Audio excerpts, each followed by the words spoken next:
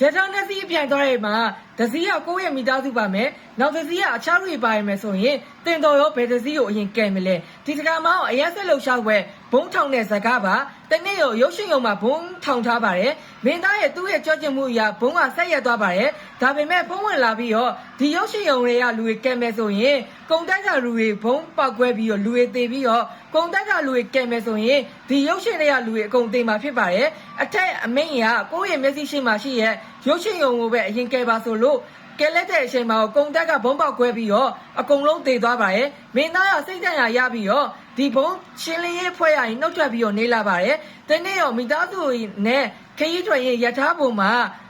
ဘုံထောင်ထားတွေ့ရပါတယ်